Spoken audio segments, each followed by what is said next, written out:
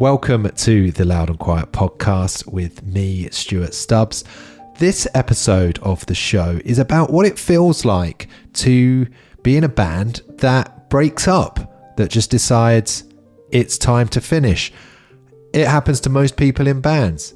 Most bands do split up unless you're the Rolling Stones, and even when your drummer dies, you refuse to split up. It's going to happen to you.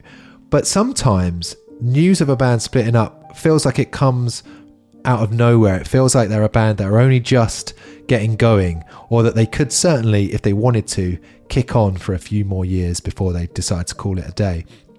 Porridge Radio, the band that formed in Brighton 10 years ago, have decided that it's time to split up now. They announced in mid-January of this year, 2025, that they would be releasing a new EP called The Machine Starts to Sing.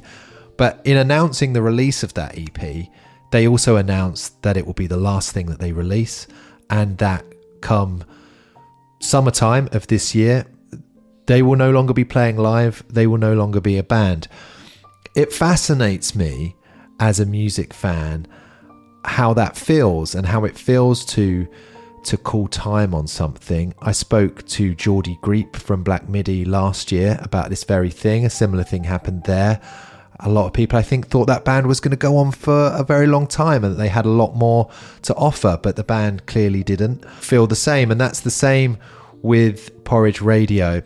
So I asked the founder of the band, Dana Margolin, who is also the main songwriter, the singer, and the guitarist of the group, if she would talk to me about it. And I was very fortunate enough for her to say yes. So thank you to Dana for having this conversation with me. Dana started Porridge Radio as a solo project over 10 years ago now in Brighton. The band met whilst they were all at either Brighton University or Sussex in the city of Brighton here in the UK. And they've done some big things since then. In 2019, they signed to the Secretly label. Their 2020 album, Every Bad, was nominated for a Mercury Prize. And since then, they've released 2 more records and this new EP that, as I say, will be the last.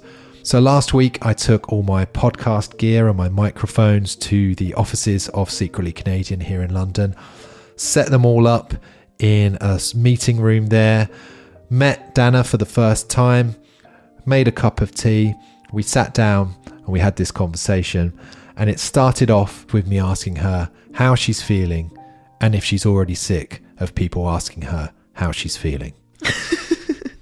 I feel really good. Do you? I feel amazing. I feel like the universe opened up and a door opened and I don't know what's through the door. But there is now a door. And to see the door is a rare opportunity in life. Are you someone who likes change? Are you okay with change? I find transition periods incredibly difficult, but I love change. It's like I love being at home. I love being on tour.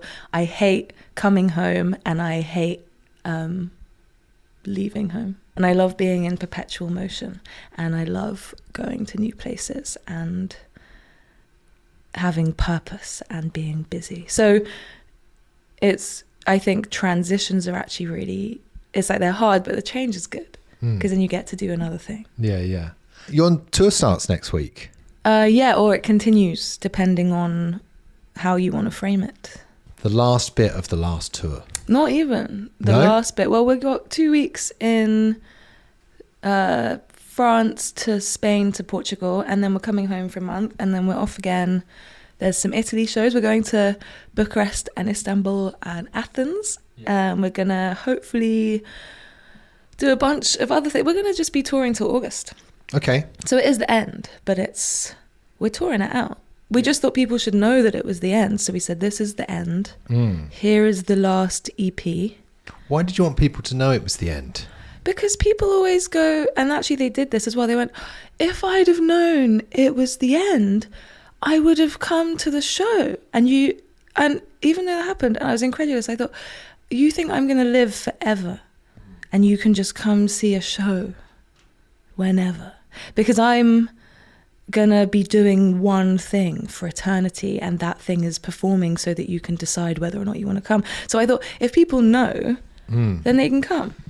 Okay. And also, they should be coming anyway, but also the label said, I actually told someone at the label that it was going to be the last thing, and then the next day he emailed me. He said, how would you feel about announcing it tomorrow with the EP announced? And I said, okay.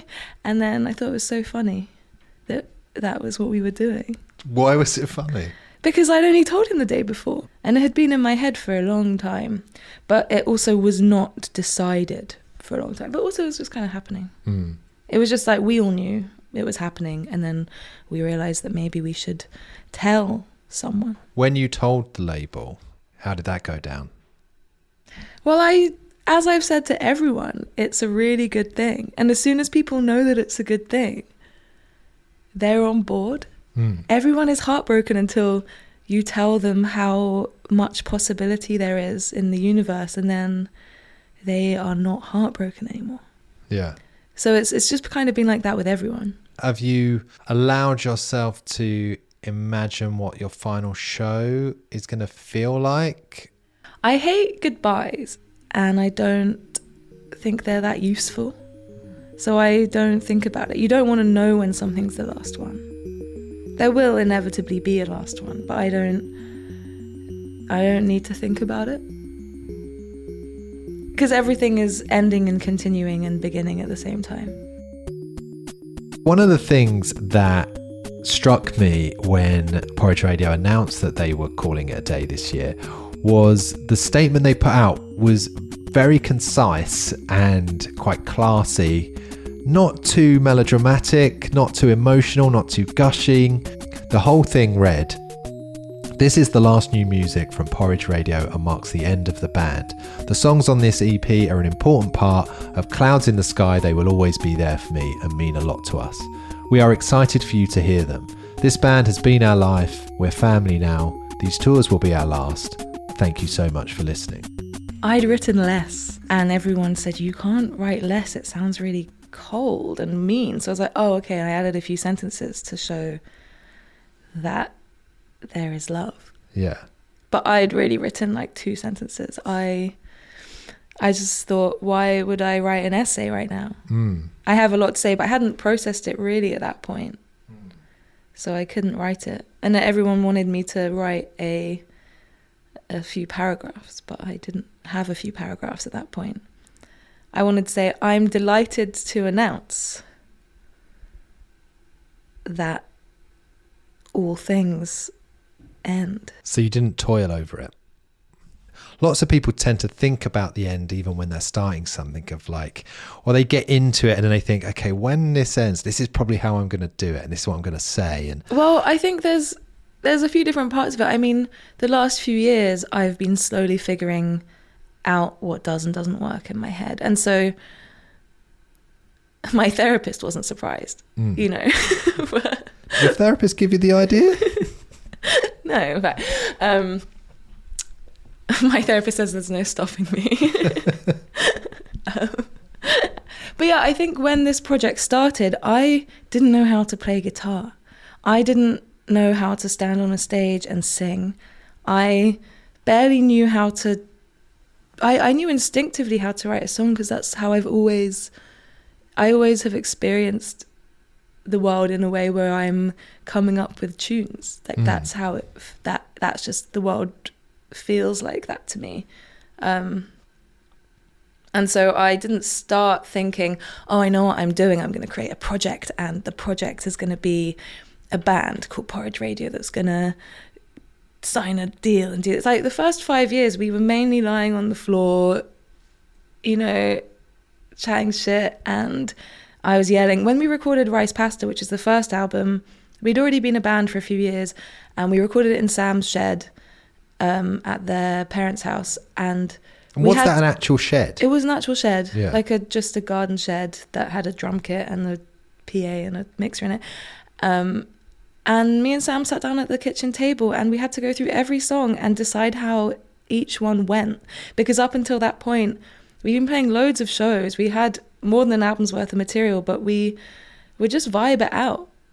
it was just like vocal cues would determine the structures of the songs. And I didn't know that what is a chorus and a verse. I mean, obviously I know what a chorus and a verse is, it'd be stupid, but I didn't think of the songs in terms of structures, or I didn't think, oh, I can do this. I didn't know I could do it. We were just figuring it out, and it feels almost like, I described it the other day, like a fungal spore, like it, or like a tendril like coming out of a moldy mound. It's like the thing just grew, and I've been obsessed with it for the last 10 years. Like, it's my whole life. I love this band. I love writing songs. I love doing this.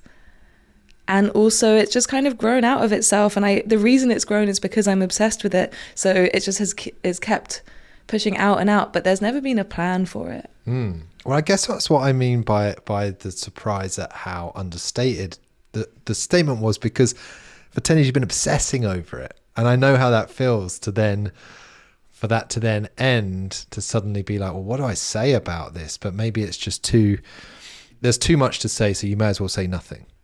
Yeah, and some things are for me, and some things, it's like, I think I spent a long time in private figuring out what kind of future I want. And I'm still figuring it out. I don't know what the next steps are, because I'm going to figure that out also in private. And I love writing, and I'm always writing. So that's always just happening. But it almost feels like this band has taken me and my bandmates to this place, and we've gone all over the place, and we've learned so much, and we've had loads of fun, and we've had loads of difficult times, and it's been everything you could possibly imagine. And also that allowed me to see that there's just time on everything, and that's okay. Okay, that was a short preview of this episode of the Loud and Quiet podcast. But if you would like to hear more from this conversation, then head over to loudandquiet.substack.com to unlock the rest of this episode and all future episodes of the show. There's plenty more from Dana in this conversation, including stories of how she started the band back in Brighton over 10 years ago as a solo project where she would play shows in local pubs, having not learnt the guitar yet. We've got her career highlights and more stories about how it feels to be breaking up the band at this point in time. loudandquiet.substack.com to subscribe to unlock the rest of this episode.